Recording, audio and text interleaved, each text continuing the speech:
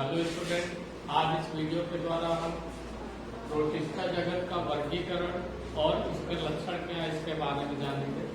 तो वर्गीकरण देखते हैं। सबसे पहले तो प्रोटिस्टा जगत में वे जीव आते हैं जो एक कोष की होते हैं और यूकैरियोटिक कोष का वाले होते हैं, यानी इनमें जो केंद्रक होता है वो सुविकसित होता है, उसमें स्पष्ट केंद्रक पाया जाता है और उसमें केंद्रक कला भी पाई जाती है।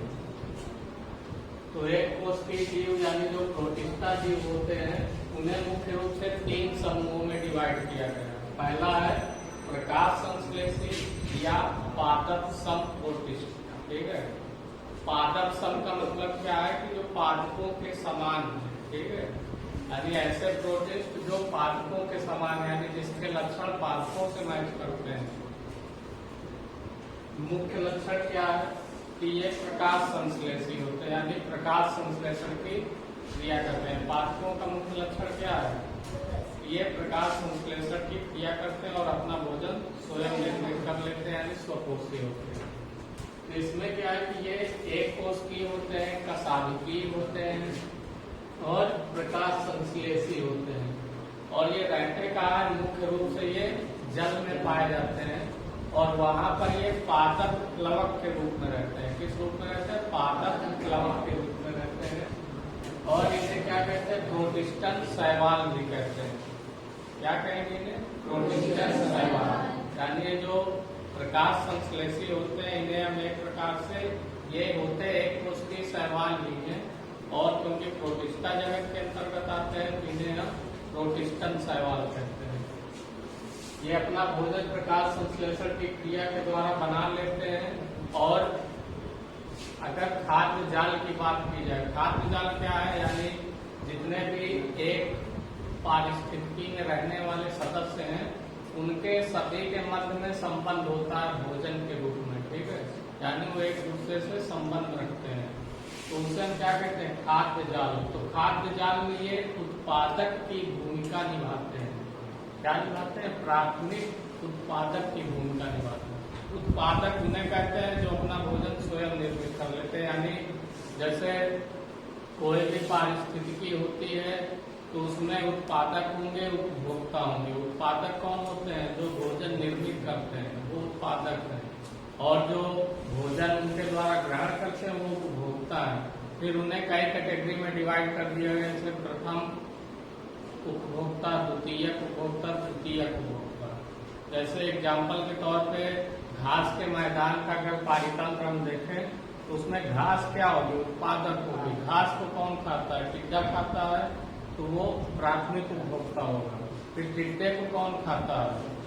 मेढक खाता है, तो मेढक द्वितीयक उपभोक्ता हो जाएगा। मेढक को कौन खाता है? सांप खाता है, तो सांप तृतीयक उपभोक्ता हो जाएगा। इस प्रकार से यानी सब भोजन के लिए एक दूसरे पर निर्भर रहते हैं। इनमें से जो प्रकाश संश्लेषी यानी पादप सम प्रोटिस्टा है, तो ये जो जलीय खाद्य जाल होता है वहां पर ये उत्पादक की भूमिका निभाते हैं, यानी वहां पर ये भोजन बनाते हैं और उसे उपभोक्ता के लिए प्रोवाइड भी करते हैं। अगर इनकी बात की जाए तो ये 3 प्रकार के होते हैं। कौन कौन से? क्राइसोफाइट्स, इसमें डायटम्स आते हैं और सुनहरे शैवाल आते हैं। ये एक कोष की समुद्री शैवाल होते हैं। ठीक है, समुद्र में रहने वाले जीव हैं और एक कोष की होते हैं और प्रकाश संश्लेषण की क्रिया भी करते हैं। इसी प्रकार से डाइनोफ्लैगेलेट्स है, इनमें गोनियोलेक्स है, नक्टिलुका है, सिरेडियम है। ये भी एक कोष की शैवाल है और समुद्र में पाए जाते हैं। इनमें जैसे गोनियोलेक्स को देखा जाए तो इसी के द्वारा एक रेड टाइड उत्पन्न होता है, जिसके कारण से सागर यानी समुद्र का रंग लाल सा हो जाता है। इनमें ये कई तरह के हो सकते हैं, लाल, नीला, हरा, पीला, इस प्रकार के इसमें वर्णक पाए जाते हैं, जिनके कारण इनका रंग चेंज होता रहता है। तो रेड टाइड के कारण इनकी उपस्थिति वहां पर रेड टाइड को ज्यादा प्रदर्शित करते हैं, तो वहां पर समुद्र का रंग लाल दिखाई देता है। तीसरा है यूग्लिनाइट्स। तो यूग्लिनाइट्स में यूग्लिना आता है, ये भी प्रकाश संश्लेषण की क्रिया कर सकता है। यूग्लिना को हम पादप और जंतु के मध्य की कड़ी कह सकते हैं। ठीक है, क्योंकि इसमें कुछ लक्षण पादपों के और कुछ लक्षण जंतुओं के पाए जाते हैं। पादपों का लक्षण क्या है इसमें? किसमें हरित लवक उपस्थित होता है, ठीक है, यानी क्लोरोफिल होता है। और जब प्रकाश इसे मिलता है तो ये सूर्य के प्रकाश जब मिलता है इसे, तो ये प्रकाश संश्लेषण की क्रिया के द्वारा अपना भोजन स्वयं बना लेता है। और जब प्रकाश की अनुपस्थित होती है, यानी जब प्रकाश नहीं मिलता है, तो ये जंतुओं की तरह व्यवहार करता है, यानी फिर दूसरों के द्वारा अपना भोजन प्राप्त करता है। फिर दूसरा है कवक समान प्रोटिस्टा, या इसे हम श्लेष्म कवक या स्लाइम मोल्ड कहते हैं। कवक समान का मतलब क्या है कि ऐसे प्रोटिस्ट हैं जिसके लक्षण कवकों से मैच करते हैं। कवक क्या होते हैं? परपोषी होते हैं, मृतोपजीवी होते हैं।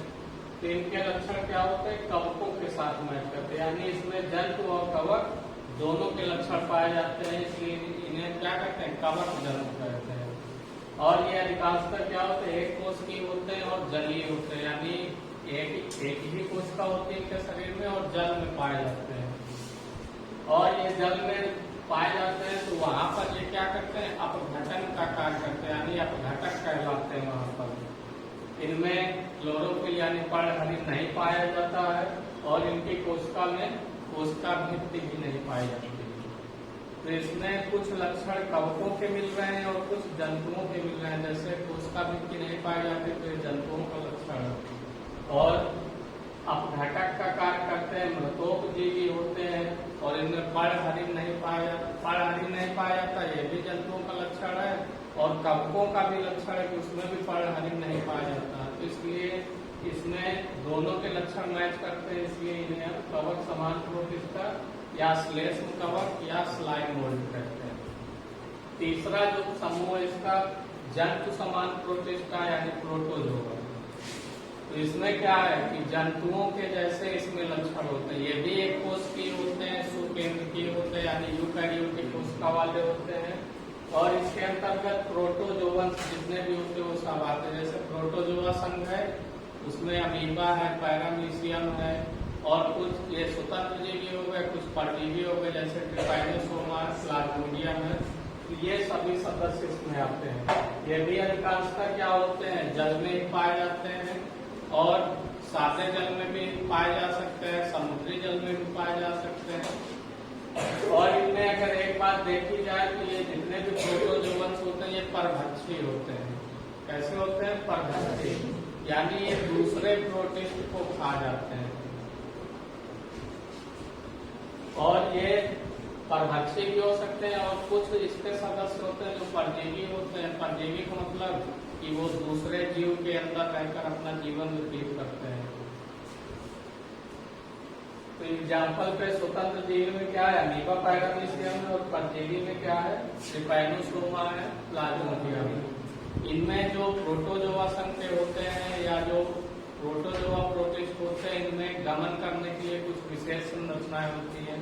जैसे अमीबा में कूटपाद या पादाब होता है और पैरामीशियम में सिलिया होता है। और जैसे ये था यूग्लिना था, तो इसमें भी कशाभिकाएं होती हैं, ठीक है। ये एक स्थान से दूसरे स्थान पर इन्हीं के द्वारा गति कर सकते हैं। तो मुख्य रूप से वर्गीकरण कितने समूहों में हुआ? 3।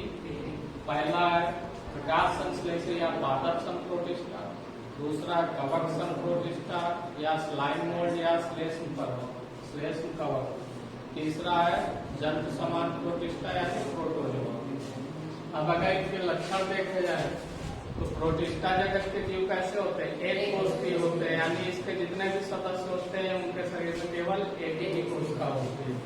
फिर ये जीव यूकैरियोटिक होते हैं, यानी इनमें कोशिका कौन सी होती है? यूकैरियोटिक कोशिका होती है। यूकैरियोटिक कोशिका का मतलब है कि इसमें केंद्रक पूर्ण रूप से विकसित होता है और इसमें केंद्रक कला भी पाई जाती है और एकल झिल्ली कोशिकाएं जितने भी होते हैं वो सभी पाए जाते हैं। जैसे माइटोकांड्रिया, हरित लवक, गाल्जी का, अंतःद्रव्यी जालिका, ये सभी उपस्थित होते हैं। और ये जीव जल में पाए जाते हैं, तो सामान्यतः क्या होते हैं? जलीय होते हैं। जो प्रकाश संश्लेषी होते हैं जीव, उनमें हरित लवक पाया जाता है। प्रकाश संश्लेषी कौन से है? ये पादप संप्रोटिस्टा वाले। इनमें प्रकाश संश्लेषण क्रिया करने के लिए हरित लवक होता है। फिर प्रोटिस्टा के सदस्य कई तरह के हो सकते हैं, जैसे कुछ अपना भोजन स्वयं बना लेते हैं, क्लेमाइडोमोनास एग्जाम्पल के तौर पर। ये क्या करते हैं, इन्हें पादप प्लवक भी कहते हैं।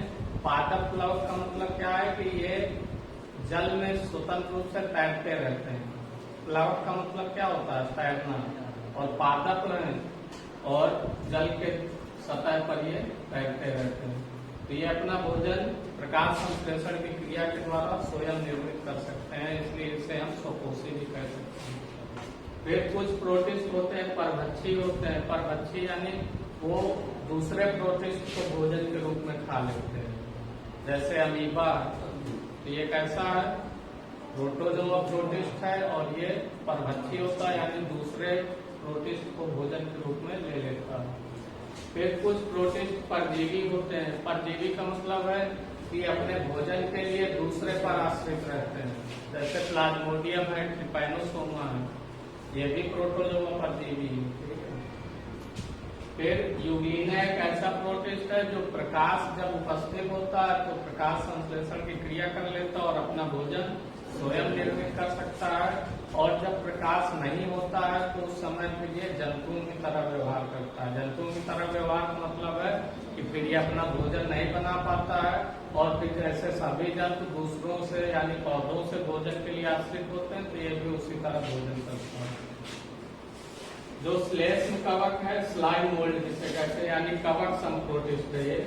तो इसमें क्या होता है कि जो कायिक कोशिका होती है उसमें कोशिका वृत्ति नहीं पाई जाती है, तो ये भोजन झिल्ली के द्वारा ग्रहण करते हैं, और जनन अवस्था में इसमें कोशिका वृत्ति निर्मित हो जाती है, तो फिर ये कवकों की तरह व्यवहार करने लगते हैं।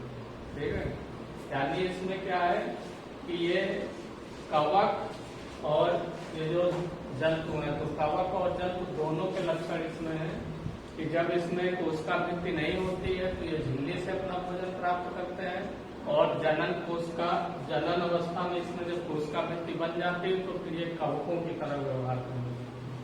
यानी जंतुओं में क्या होता है, कोशिका वृत्ति नहीं होती है, और कवकों में होती है, कै की बनी होती है, काइटिन नाम के पदार्थ की बनी होती है कवकों की कोशिका में।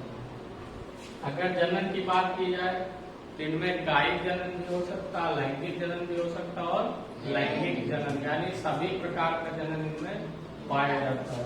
अगर टोटल एग्जाम्पल देखा जाए कि प्रोटिस्टा जगत में कौन कौन से जीव आ सकते हैं, तो अमीबा है, पैरामीशियम है, यूग्लिना है, स्लाइम मोल्ड हो गए, ठीक है, और सुनहरे शैवाल हो गए, प्लाज्मोडियम हो गया, ट्रिपैनोसोमा हो गया, और डायटम्स हो गए। तो इस प्रकार से ये इनके जितने भी सदस्य हैं वो सब मिला के हैं तो प्रोटिस्ट ही, तो प्रोटिस्टा जगत के अंतर्गत ये सभी जीव आ जाते हैं। आप लोग इसका स्क्रीनशॉट ले सकते हैं।